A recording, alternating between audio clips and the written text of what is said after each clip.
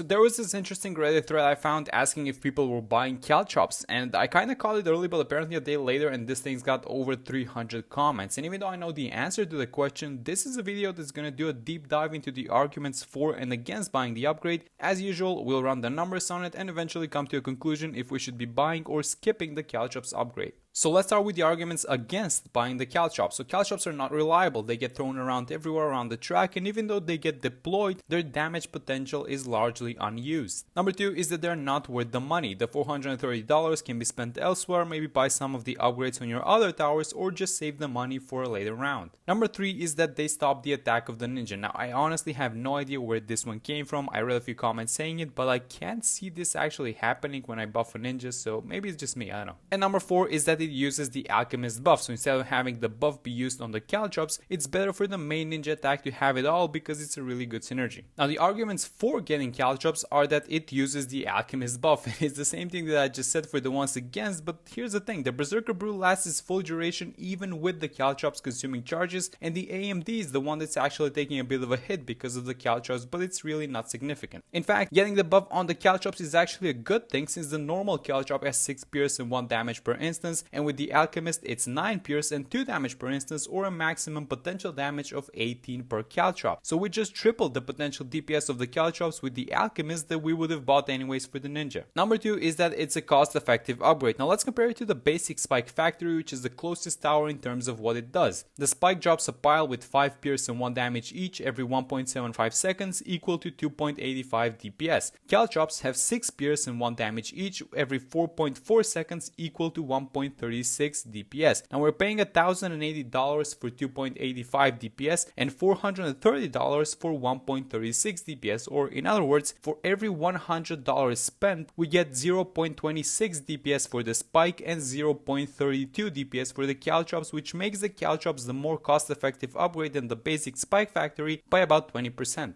The next one is that the Caltrops upgrade scales, and this ties a bit to the previous thing I said, that it uses the Alch buff, but it also gets buffed by a level 11 Oben's passive ability, which adds 2 pierce, and it makes sense, right, because the Oben Ninja Alchemist and Super, for example, is one of the OG strategies, so you would have these things anyways. So should you buy them? Well, the answer is yes, you should be buying the Caltrops upgrade, and while that is the overall conclusion, we probably shouldn't be buying them 100% of the time. Even though the math checks out in every way, the fact that they get unreliably thrown around the track and remain unused is one of the strongest ones against them, and it stands true. And if the ninja plus your other towers do enough damage on their own, sometimes there's just simply no need to buy the Caltrops, and that money would be better spent elsewhere. Other times, especially when playing chimps mode and money is tight, we really need to plan the spending, and the Caltrops would be a good upgrade to skip. So with that said, hope you guys enjoyed the video. I would love to hear your guys' thoughts on this one. Thanks for watching it, subscribe if you're new, and I'll see you in the next one.